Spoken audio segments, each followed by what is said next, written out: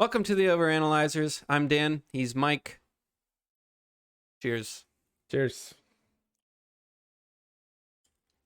All right. I want to start off with this story. This is something I remembered recently, and it's a very fond memory, of which I don't have very many. I tend to remember the negative things, but this one's not. So in high school, I played tennis for 4 years, competitively, like on the team. And I had kind of a mixed career. I had good moments and bad moments or whatever. My mentality wasn't the best. But I remember specifically one match that I played. This was the regional finals, and whoever won this match would go on to compete like at the state level. So I was on a doubles team with the team's number one player. His name was Joey Jones. He was an amazing player. He actually went on to go pro for a while. But I'm playing on a team with him, and we were playing against like the best team in the league. And we had gotten stomped by them every time we played them. And it was especially painful for me because of the two of us, I was the weaker player. Like Joey was fantastic.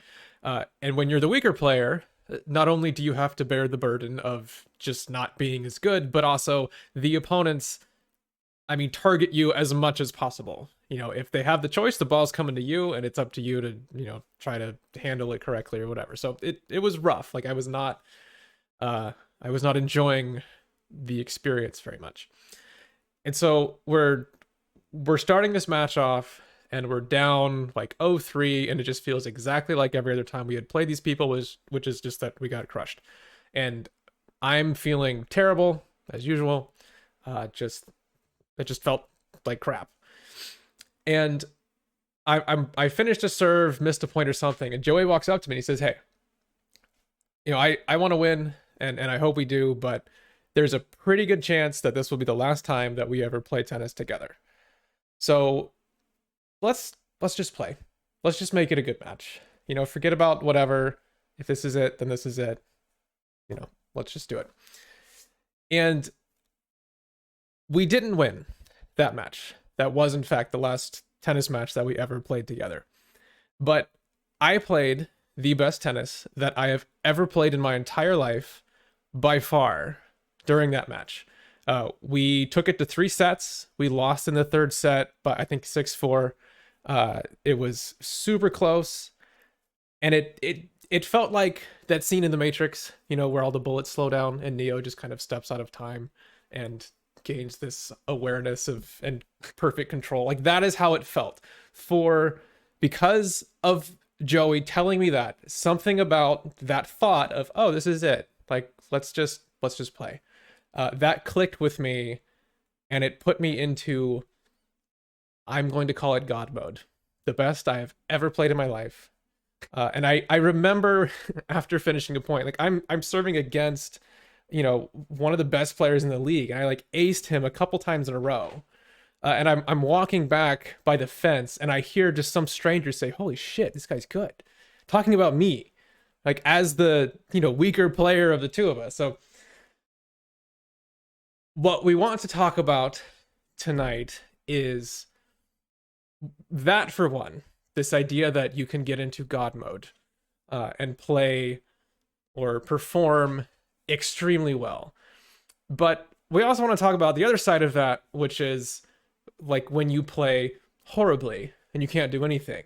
And I call that dumpster fire mode, where your brain just can't put two numbers together. Everything sucks, and you just feel like trash. So we want to talk about mental states, the different mental states, and what gets you into them, what gets you out of them, what should you do when you find yourself in one of those mental states. Well, this is going to be interesting because we had mentioned this idea before. This idea of having like a 3-tiered level of performance, where I guess there's like God tier, and then medium, and then really bad. So the way I've been thinking about it has kind of been a couple different on a couple different scales. Like Yeah. there's your skill level.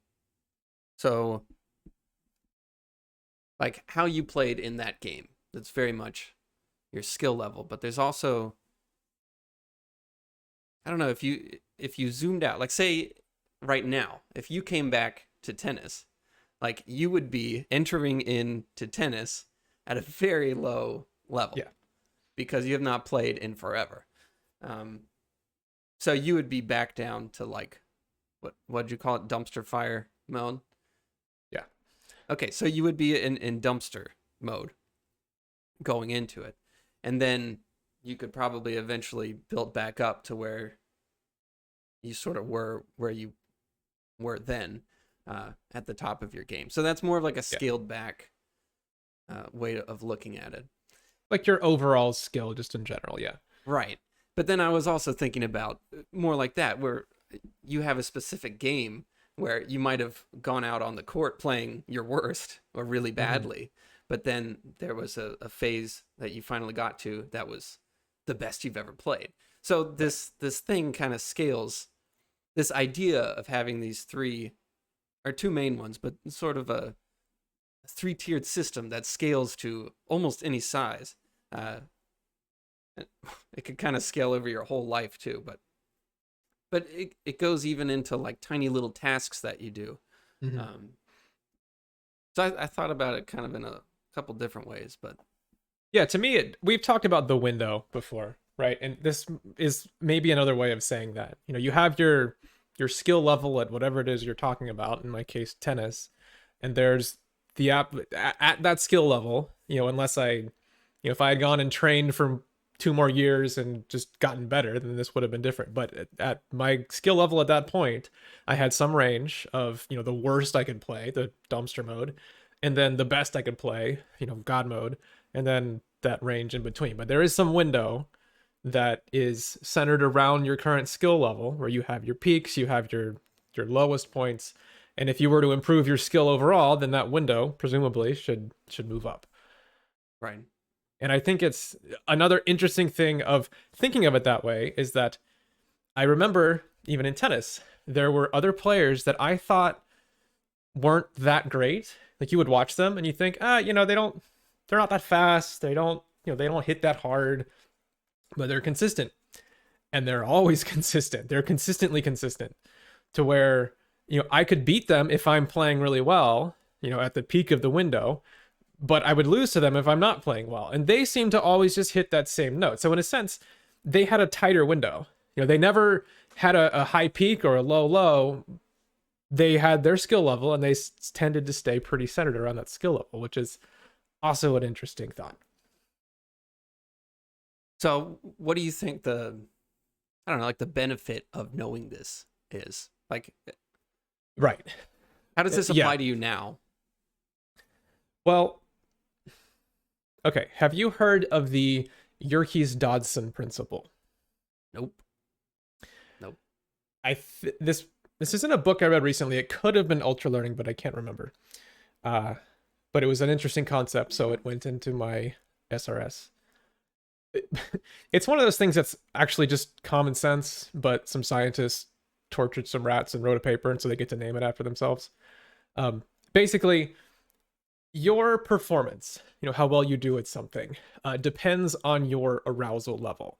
And I don't mean sexual arousal. I mean like mental, physiological arousal, like how awake and alert and how well your brain is firing, essentially.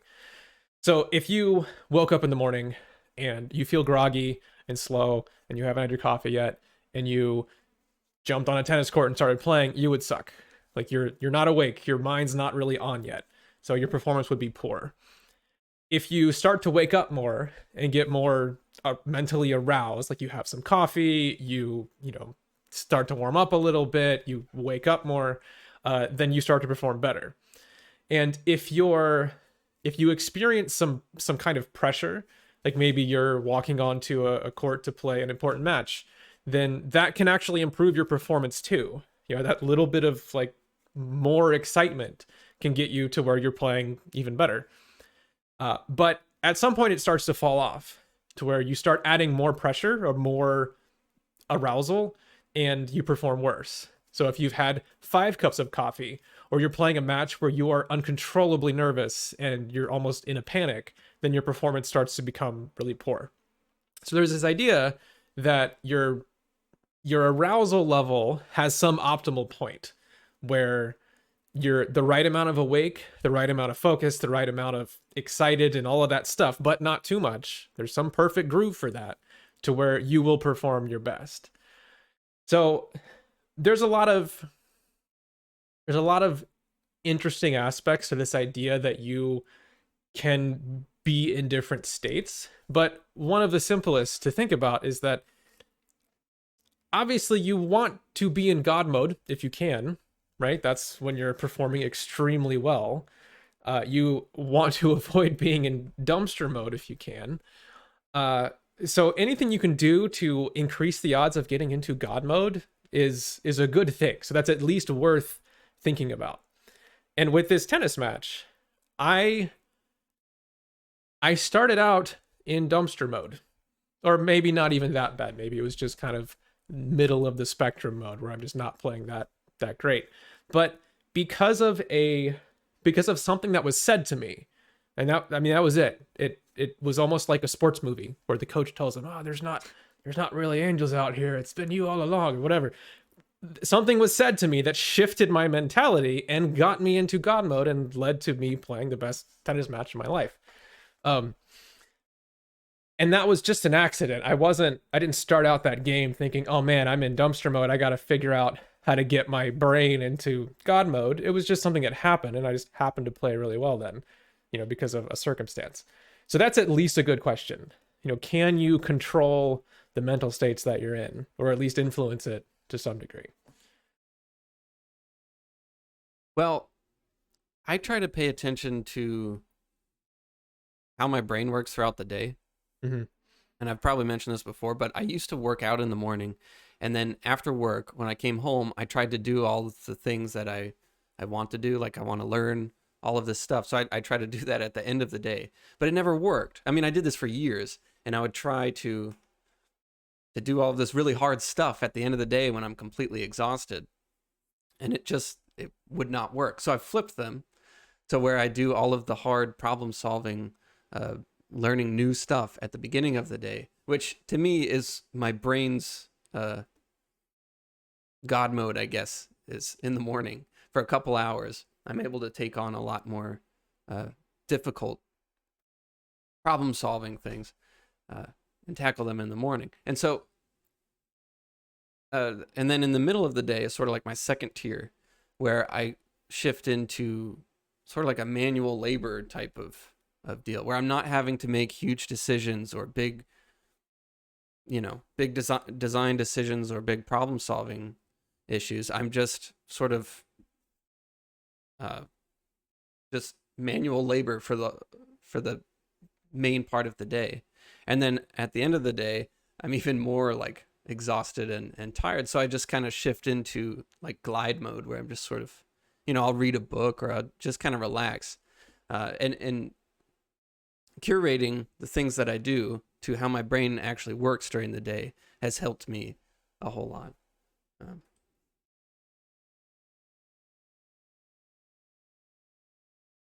I think you're muted. Thank you. There you go. I've only recently started trying to figure myself out a little bit in that sense. And I've found the same thing. There does appear to be this arc that happens throughout the day where right when I wake up, I can't do much. I'm waking up, right? But I'm very relaxed. And actually I've started tracking this with like I have what's it called?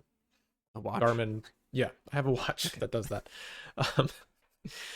It tracks heart rate, which is interesting to look at throughout the day, because that is at least like a rough guide of how active my body is.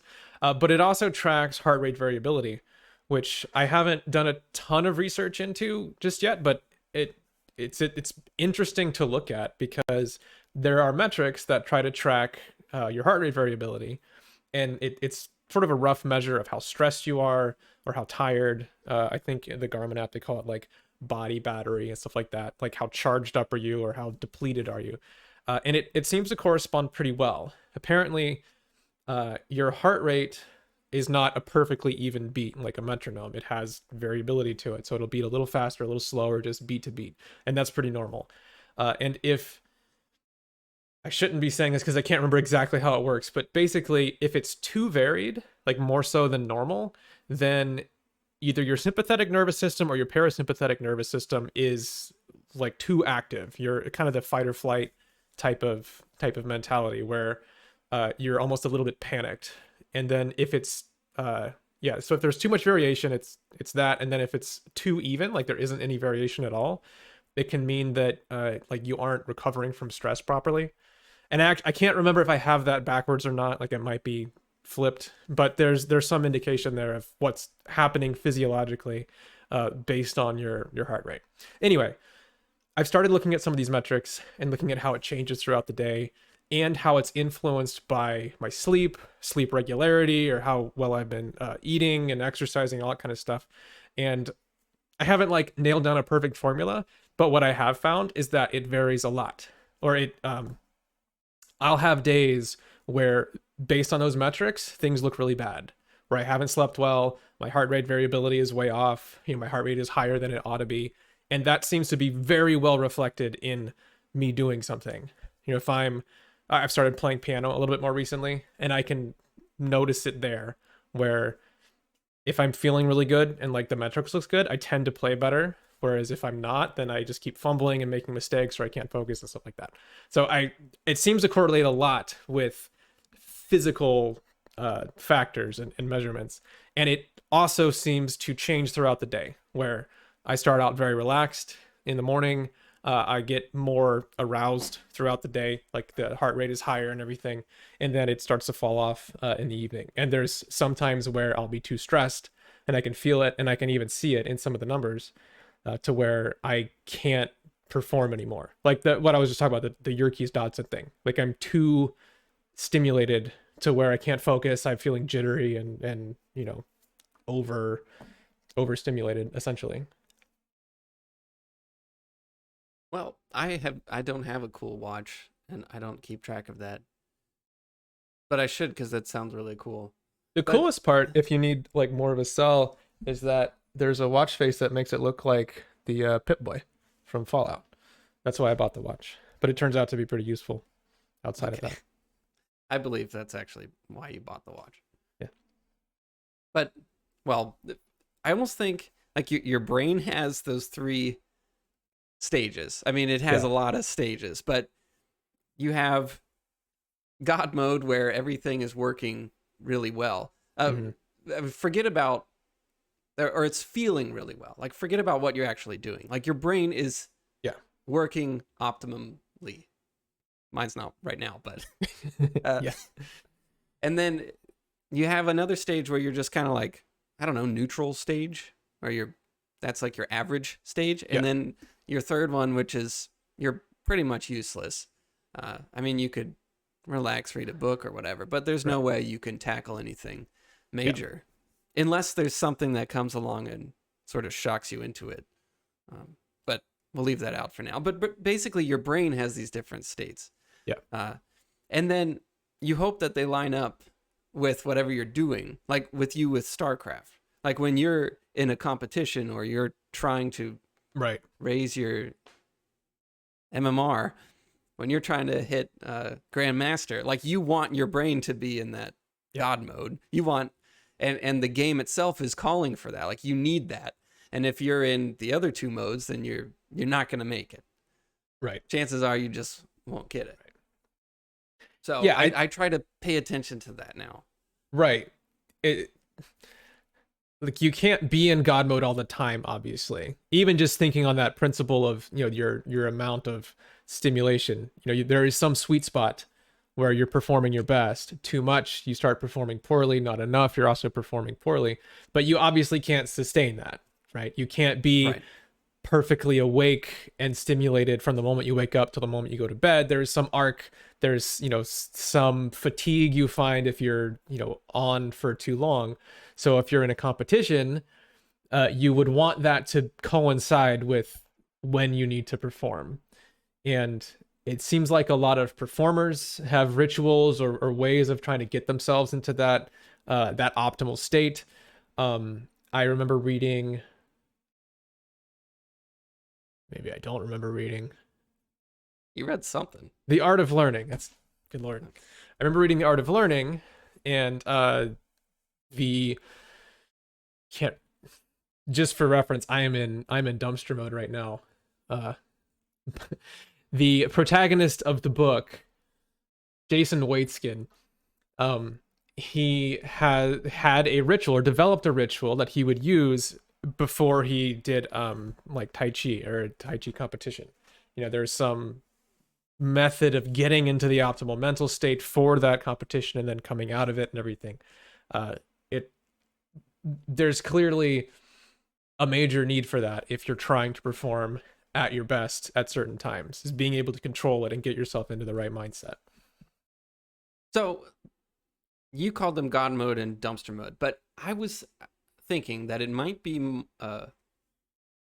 more accurate or better to think of it more not in terms of good or bad, like not in terms of, at your total best and then your worst. And the terms I came up with were calibration, and then aiming, and then taking the shot, right? Okay. So explain that. Yeah. Okay. Well, I'll try to. But calibration would be, well, like I said, this kind of scales onto a lot of different sizes of whatever it is you're doing. But calibration would be, let's see.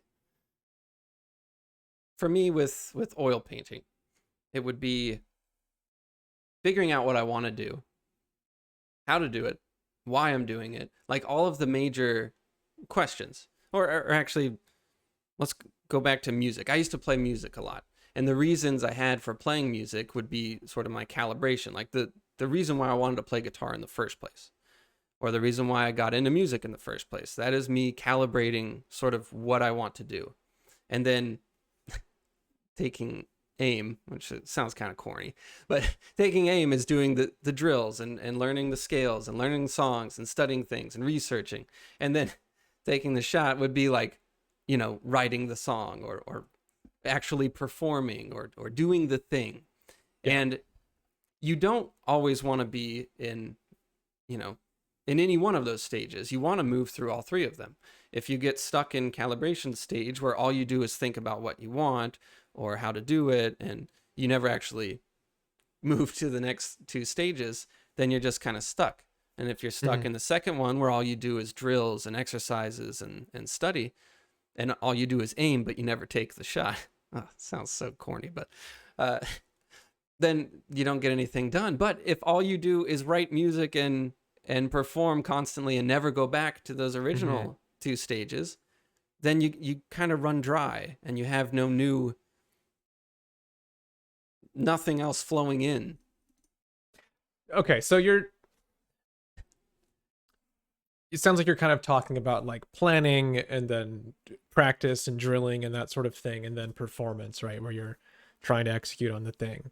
Well, yes, but the more I thought about this, the more it scales to like anything or can apply to almost anything, because there's times where even in the course of a single drawing that I do or a single painting, sometimes I take my paints and I'll go to a location and I'll set it up. Like, okay, this one time I took my paints out, set up my little pochade box and all my little oil paints, and I wanted to paint this tree.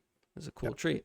So you sit down and you have to think very much like a mathematician. And you have to measure everything out, lay out the perspective, and like you measure things and you get the drawing down. And it takes a while, and it's a lot of mental strain to get that down and to get it right. And you're trying to be as accurate as you can. And then you can sort of relax and you move into the next stage where you're dealing with the lighting and getting the tones right and the colors right and all of that. And then at the end you're pulling it all together and turning it into a final painting, and then you're done with it. So it's sort of like calibrating, making sure everything is in its place, and then you're, I don't know, it doesn't work perfectly. You're taking aim, you're making it all happen. You're sort of doing that manual labor and going through all the steps and getting it done, and then at the end you are pulling it all together, making sure that it is a finished product, and then you call it finished. So it doesn't just relate to a bigger thing like music overall, but it can also relate just to a single right piece that I'm doing. So okay, so the way I've been reflecting on this is almost the way my brain behaves can feel a little bit out of my control sometimes, right? Like this happened today, this morning. I sat down to play some Starcraft, gotta work on this, gotta keep pushing. I finished my session. It was a long session, and I looked back at it, and I had played 18 games, and I had lost 17 of them. I had literally won one game out of 18, so hours of play. And there's some, but right before this, you were like right at the top, right? Well, yeah. I had come off of a peak, right? So I was doing really well, and then I found myself in dumpster mode where I couldn't perform well. So that to me felt, I did not want that. I wanted to be in God mode, right? Of course you would if you're playing. That's what I'm hoping for, but I wasn't. And we could speculate about why, but regardless of why, it felt like not something I can control. And it sounds like what you're talking about is you have these different stages that are a choice for you. You could choose to be in calibration mode or planning mode, like where you're organizing and thinking and making those kinds of decisions. You could choose to be in, the take aim mode where you're preparing and stuff, and then you could go and execute, right? So are you just thinking about it totally differently, or are you thinking that you should apply, or I think you I'm should both choose to thinking do about it. something different based on the mental state that you're in? I think it's both. I think I thought about this differently than the way you were thinking about it, but I also thought about the same thing that you're talking about, where you don't have a choice. And I have some notes on that too, where like I left, or I took a big break from art, and then I came back to it, and there was nothing I could do to sort of get back to where I was. I just had to go through like all the stages in order to get back to that. And I had no control over it. Well, at least not that much control over it. So yeah, I kind of thought about it in two different ways, I think. So, well, okay, so here's a question. Let's say I'm in, according to my way of looking at it, where it's this thing that just happens, right? Where I'm in dumpster mode. I can't play, I can't perform, I can't focus. Like there's just, for whatever reason, I'm performing horribly. What should I do? Or what do you think should be done if you feel like you're in that state of mind? Okay, well, I don't have an answer for you, but here. When I took that break from art, I don't even remember how long it was, and these notes were from then. But I remember us talking about the ABC game, and sort of how that applied. So I began jotting down notes of how it felt to return to it, and I was trying to figure out if I could tell when I hit the next level, like level B, or level A, or whatever. So this is what I wrote down for when I first came back, and it's just like notes jotted down while I'm feeling them. So I'm picking up my sketchbook for the first time in a very long time, and I know that it's going to be bad, and so it is bad, and it goes really badly. Right. But these are some of the things I jotted down. Timidness. So I felt very timid. I was doing like really tiny drawings because I just, I'm not doing any bold drawings. It's like I want to hide it from the world. I'm like trying to hide it from myself. Unambitious. So I was not feeling ambitious. I had this like crushing feeling of too much to do. Like, oh, I have to do this and this and this. And it was literally like this crushing feeling. I felt too old. Like I'm too old to be, this far behind and what it is I'm trying to do. I had an unclear mindset when I was starting. So I wasn't real sure, what exactly it was I should even be doing. So I just felt wrong right off the bat. I had zero confidence, if that wasn't clear already. I wrote down not fun, because it was not fun. I had a strong hesitation to start. So I didn't want to start doing it. So I probably procrastinated on even getting back into art, period. I started thinking in like long terms of like my life. Like I'm too old. It'll be like, it's too late.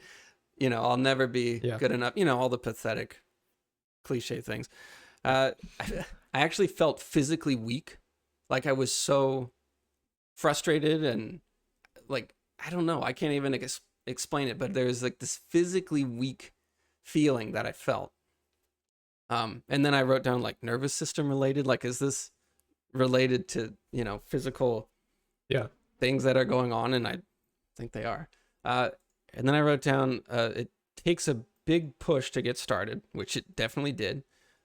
Once started and things get going, there's a focus from large crushing feelings, and then it fades into something interesting or fun in the moment. So if you can get past that big crushing feeling, like it can eventually get interesting. But I think I did it wrong then. I think I was wrong then. So your question of, what should you do if you're in that state? I think what you should do, see, what I did was immediately jump into what I had done before. Like immediately jump into the same types of drawings that I was doing before, like trying to pick up right where I left off, which was stupid. I shouldn't have done that. It's sort of like, I don't know why I chose a car as an example, but sort of like a car. Because I don't know anything about cars. But it's kind of like a car. And if you leave it alone for a long time, which I've done with my car, if you leave it alone for a long time, it starts to kind of fall apart. Like you probably need an oil change. Maybe the gas has gone bad, or you just need gas. Maybe one of your tires is flat. Maybe you left a window open a little bit and your interior is sort of gross or ruined. Maybe your windows are sort of dirty or whatever. Say this is a race car. Like, it would be really stupid of you to get in this car and go racing with it. Like, it would fall apart and you would lose. It would be stupid. So that's as far as I'll take the car metaphor.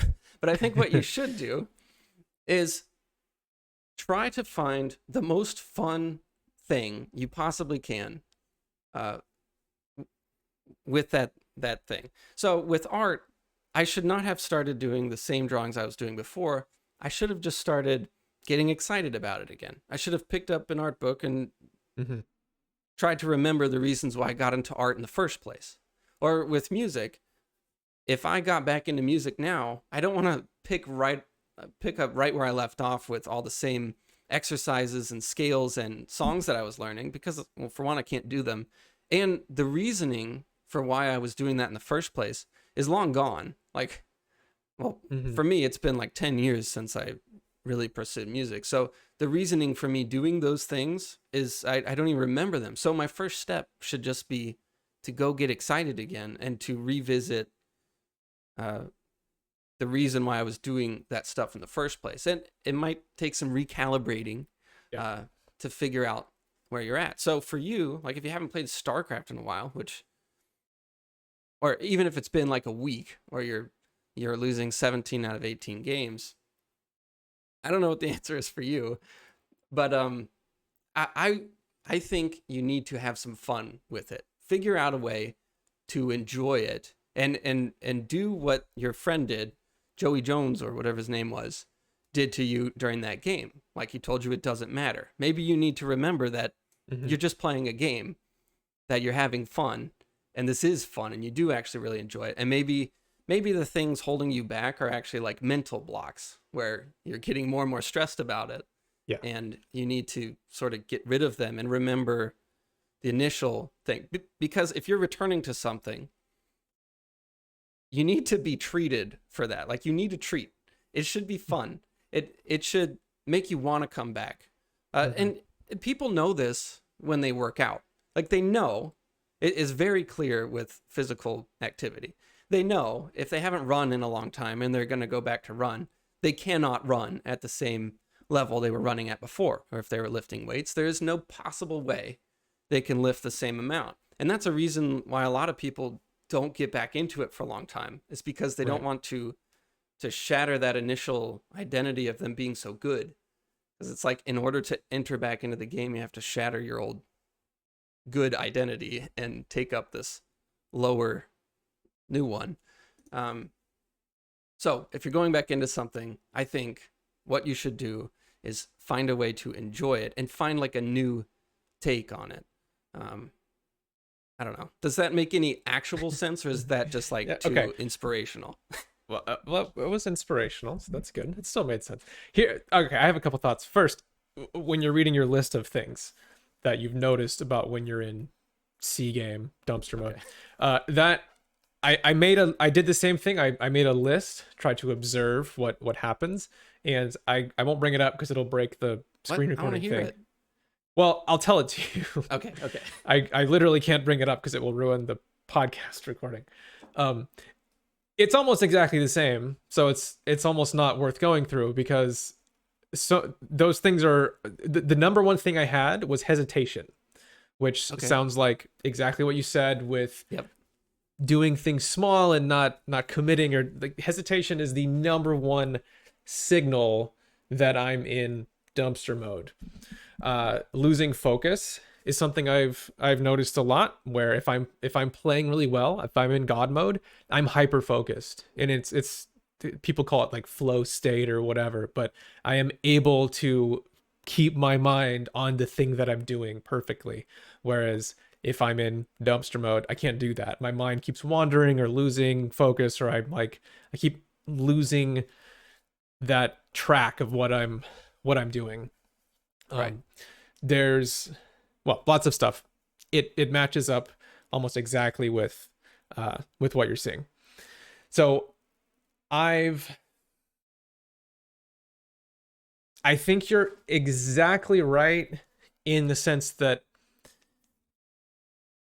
if you jump into something, maybe you haven't done it in a while, or maybe you're just having an off day, and you're comparing yourself to, your A game and thinking like, oh, this is what I am, this is where I want to be at, and you're not there, it can lead to a lot of frustration, and it can make your mentality even worse. If you're expecting yourself to be on your A game and you're not, then that adds to it. Frustration is one of the biggest things that I've noticed about being in, C game, where it's almost like, I don't know how to describe this because it's kind of a weird feeling. I'm somebody who, I need the room pretty cold when I sleep at night. I'm hot when I sleep. Sometimes if I'm like over at someone else's house, or it's just not cold enough, like the bed underneath me gets hot.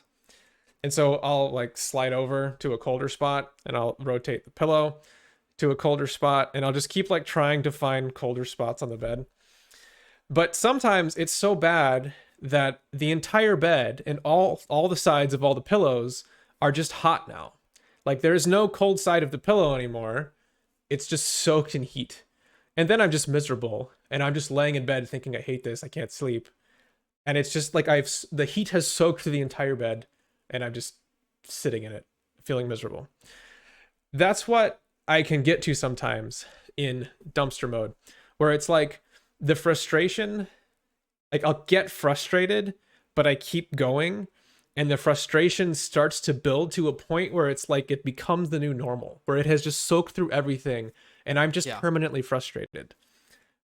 I wish there was a name for that, because I really think it's like a specific thing that happens. Yes, it is. It's like different than other things. It's this, and that's why I wrote down like this I feel physically like weak, and it's like Yes. it just flows over me, like the intense frustration and helplessness, and yeah, it's just awful. Like Yeah. it's the worst. Yes. That's what made me think of that, was your description of it being physically painful. It's kind of, here's a simpler metaphor for it other than sleeping in a hot bed. It's like a car overheating. It's like there's frustration and it builds up, and then eventually the radiator cap blows and it boils over, and it's like it's just too much. The engine becomes too hot to run. That's what it feels like, where it's soaked through you. So I because I've been in dumpster mode a bit lately, that's what I've been thinking of a lot. And I think what you were saying is pretty spot on, in that usually for anything you're pursuing, you have menial tasks to do, uh, or at least things that don't require performance. You know, if you're trying to, maybe you're gathering information, you want to find a good instructional video on figure drawing or something, and so part of that is getting on YouTube or wherever and searching and just looking through stuff and trying to find something that is relevant and, you know, is presented well and everything. And that's just like a task. You don't have to worry too much about how you're performing. Or whatever. There's maybe you need to like organize your office or something like that. But there are menial things that you can do. And I think that if you're in your C game, or dumpster mode, that's the time to start doing that stuff. Because if you're trying to perform while you're in C game mode, it's awful, and you will overheat and, you know, do what I did this morning, which is to play up to the point where the frustration boils over, and then I can't even play the game anymore. But I did this session for many hours, and it was a monstrous waste of time. Like, what I should have done is been more, I should have reflected on what was happening and recognized it, and then said, okay, I wish I was playing my A game, but I'm not. Maybe I didn't sleep very well. Maybe I've had a stressful week and the other stuff going on, and so on. So now is the time to either just not play, which would be fine. You know, it's better than getting overheated.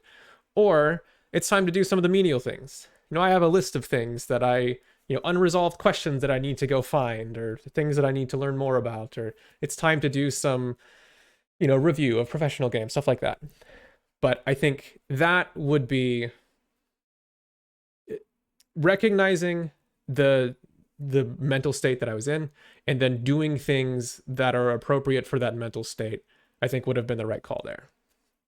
Yeah, I think knowing that your objectives are different. Like, you're not out to win now. You're just right. You're just after the little simple things. Like, you're on a different level. Don't treat yourself like you're on the other one. Yes, and that's been, I think, one of the hardest things for me, like, as we've been thinking more about this and trying to understand. I mean, I had a bad session today, right? So it's not a solved problem for me. But I'm working on it and trying to improve this. And I think that number one is recognizing what's happening and accepting it, because I have a tendency to think, I'm just going to queue up again, and here we go, and just over and over and over, thinking I'm going to somehow force myself into getting into my A game, when that's not really a thing that happens, at least not for me. So recognizing where you're at, and then accepting it, and then doing things that are appropriate for that state of mind, I think is the thing you should do. See, I took a break from art for about 2 weeks. I had some other stuff going on. I come back to it today, and I knew that this was coming. I knew that there would be a return. I knew that it would be very difficult, blah, blah, blah. So I decided to not just try to pick up right where I left off, and I decided to just chill and try to do some low-key like planning and just like sort of play around with stuff. And I ended up planning out a whole bunch of stuff. And as soon as I started doing that, I got really excited about it. Like, it was no longer, oh, I need to get back. It was, oh my God, I can't wait. I can't wait to get back. Like, this is exciting again. And I feel like I totally bypassed that whole, I feel like really frustrating. Yeah. You did it right. I did it wrong. And we can reflect on those two scenarios. I was also not competing with anybody, and Well, but I shouldn't it's a have little been. I different. did. That was my mistake, was to think I can just, after being very busy and preoccupied, for weeks, and not being in a great mental state, I'm like, I don't care. I'm just going to do it anyway. And it But ended up being profoundly unproductive. I feel like I got all this stuff from you when I don't know when, but you were talking about the going to the gym. Like if you want to, become the strongest person ever and go to the gym all the time, you don't start going to the gym all the time. You just sort of like walk in, or if you're having trouble doing that, you go to Yeah. the gym, you just sort of walk around and then you leave. Hmm. And then you come back the next day and walk around, maybe pick up one weight and then leave, because you're trying to gain Yeah. victories, little fun victories. And I think for you, maybe you go play some very low level people and just destroy them, or Well, just play some easy stuff and that's start feeling frowned good about upon. yourself. Okay, That's called well, that's called smurfing. It's where you play in a low league and smash people. Try okay, not to do that well, sort of thing. play in a low league against 10 people that are really, I don't know, just I do know what you something mean. that's fun. Yeah. Yeah. And Yeah. try to build back up that way instead of Right. just brute force going right in. Yeah. Okay. Quick change of thought here. So if you're in God mode, obviously that's great and that's where you want to be, but are are there downsides to that? Because I think there are. I also think there are, but you go first. Okay. Um, so I heard someone call it this, and I've never heard this before, but I really like this term. They called it winner's tilt, where so if you lose at a game a lot, right, that can be very tilting. Tilting, I mean, makes you mad, frustrating. Um, what I found though, like today, for example, I'm losing over and over and over, and I don't want to stop. It's strange, but there's some part of me that's just like angry and just wants to keep going. It's like gambling, right? Yeah, yeah, it's a bad feeling. It's not a good thing. But yeah, it is like gambling. It's like you've lost so much you just can't stop pulling the lever. I don't know what it is. There's got to be a name for it, but it's bad. So, but in God mode, when I'm playing super well, I'm beating people that are like top 100 ranked. I'm just on fire. Uh, if that goes on for a little while, I want to stop. And this is that winner's tilt. And I think what it is it's kind of like you want to protect your Yeah. god tier status. It's like, oh, I'm playing super well, I better stop. I better leave it at that. I don't it's like I don't want it to end, or I don't want to disrupt this, new me that I now identify myself with, of, oh, I'm an amazing player because I played super well the past 5 games. So it's like I don't want to play, or I put it down for the night and the next day, like, I don't really want to get back into it. No, that's exactly Yeah. what I experienced too. So I'll be working on these paintings that take me, 2 weeks or something. And the first week and a half is like all set up. Like there's research, there's planning, there's drawings, there's studies, there's all this stuff. Mm-hmm. And you don't know for sure if it's going to work until near the very end, when everything starts coming together. Like all the work you've put in finally starts coming together right in front of you. And towards the end, if you've done it well, and it doesn't happen often, but when you've done it really well and things just sort of line up to where it's like one of your best pieces. I remember literally my favorite piece that I've ever done. I did so much work for this thing, and watching it come together was just so exciting. And as I'm finishing it up towards, like the last day that I'm working on it, everything is just like more amazing than I ever thought it could be. It's literally the best work I've ever done, Yeah. up, till that point. In the grand scheme of things, it's probably not all that great, but at the time it's like, oh my God, this is like the best thing that I've done so far. And at first I'm like rushing through it. It's like, total flow, and I'm completely focused, and it is that perfect, wonderful feeling that you are always trying to get to. And I'm feeling that, and I'm feeling that. And then slowly you're like, I want to stop. I don't want to ruin it. Like if I keep going and I destroy it, like you want to protect it. So you just want to walk away and leave it.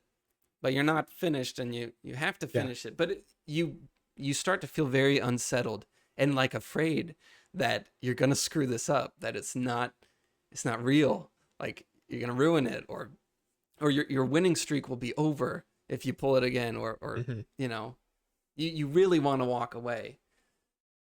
So yeah, I think that sounds like the same thing. Yeah. So here's my reflection on that. I think that a bit of a common thread between the two, for me, of what I've noticed, is this almost refusal to accept what is happening.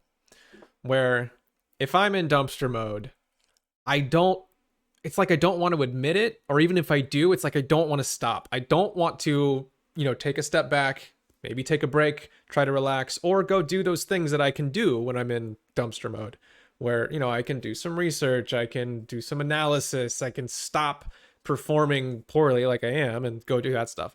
But then also in God mode, it's like, rather than thinking, oh, I'm performing really well right now, this will not last forever, this is a temporary state of mind because that's how this works, so I'm going to make the most of this mode that I'm in, and play through until I'm no longer in God mode. It's like, I don't want to do that.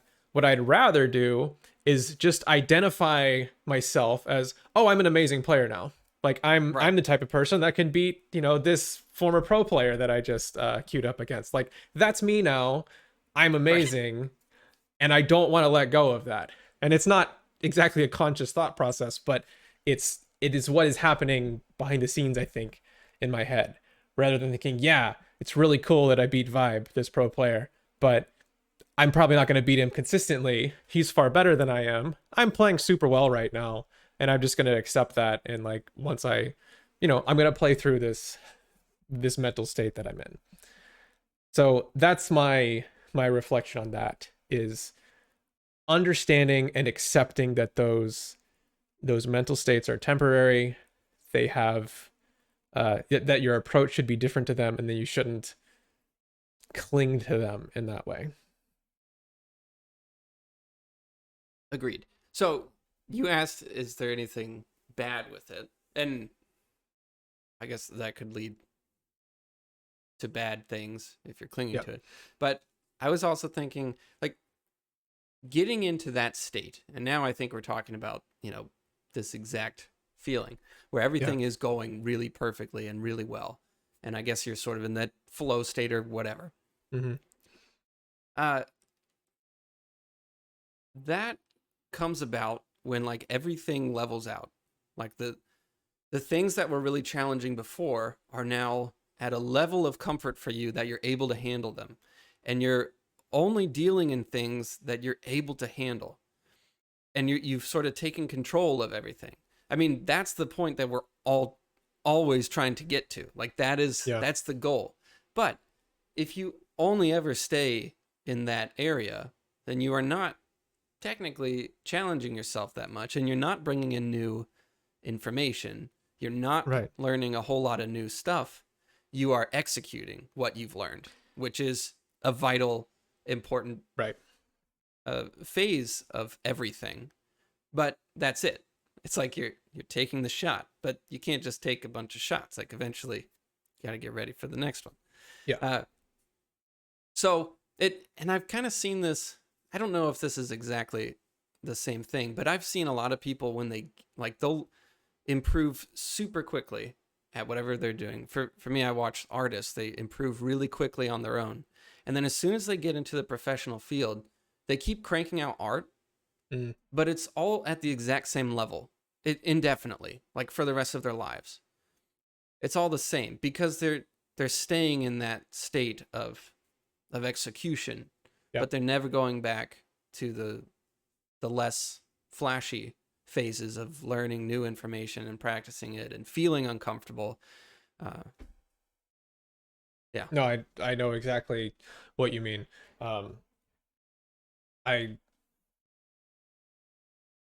The way I think it should work is, well, okay, two sides to this.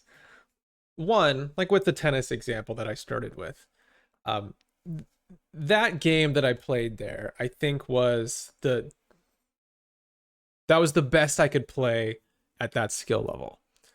And I think what made that work for me at that moment was I practiced pretty hard. I played for a long time, and I felt like I was better than I was performing. And that's just how I felt about myself. And I actually think I was right. I think that my performance was consistently poorer than it should have been. I kept playing in dumpster mode, or just not that great mode, right? Somewhere in between. And I think what happened in that particular game was what Joey said to me, relieved the pressure. It brought my mental stimulation level into the sweet spot where the pressure was just right. Like I let go of a lot of that like too intense, frustrating pressure. I was able to relax enough, which I needed to do to get into the right mental state, and that let me execute things really well.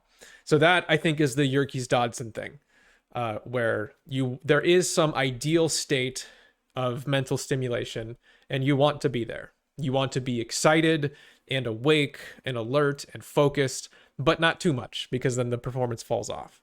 So I've been trying to reflect on that and try to notice where I'm at. And I've started to notice when it becomes too much and where it's not enough and that kind of thing. So that's part of it, is trying to keep that optimal so that you can be in a good mental state.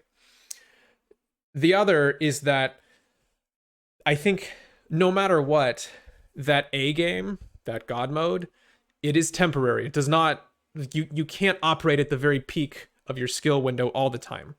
And like you said, some people get sort of stuck where, maybe they can execute really well, but they just continuously execute the same thing over and over. I've seen this. There's like a Saturday market thing down here, and there's this booth where this guy does sculptures.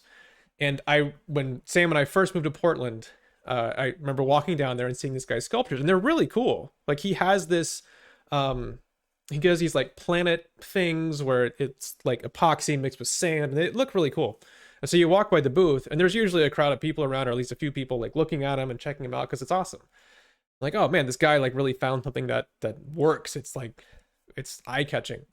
And I went there recently, like last month, walked by the booth, exactly the same stuff, same crowd of people, same little orbs. It's like the guy hasn't changed what he does at all, and that's fine. Maybe he doesn't want to, right? But is he like, I didn't witness some growth of his art. It was like, okay, here he is, literally the same thing that he's been selling all along. Again, nothing wrong with that, but he's clearly executing something really well, but not changing it at all. So I think that with your A game, with this God mode, you kind of, like you said, there's a lot of other stuff that goes into it. It's like you're trying to set yourself up for these peaks where the planning has, gone into it, and you've set things up correctly. You've done the menial work, the study, the drilling, whatever it is you needed to do to cause your performance to be set up to where once you're able to get into that mental state, it all starts to click, it starts to come together, and you get this nice, peak of skill where it all kind of clicks. But I think you can't do what I have done, which is to just cling to it and identify yourself with that and think, oh, this is me now, I'm amazing. You have to think, like with powerlifting or athletic sports in general, they call it peaking. Like you do a workout program where you start out, for powerlifting at least, I don't know too much about other sports like running, but for powerlifting, you start out with like high volume, lower intensity. You slowly scale that throughout a certain cycle, and you basically set things up to where you are at your absolute strongest for the meet, and then you go through the cycle again. But what you can't do, and nobody thinks you should do, is try and maintain this peak, throughout the entire year, because you can't. Like you have to kind of tear it down, go back into the not so exciting, lifting lighter weights, at higher volumes type of mode, so that you can get that peak to happen. And ideally, the next meet, that peak is a little bit higher. But you go through these sort of wave patterns. And I think that's how we should view the different mental states that we get into. I like that, yeah.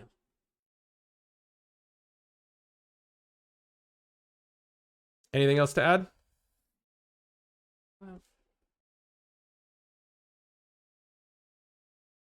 Nope, I think that's it. Cool. Well, one more closing thought from me.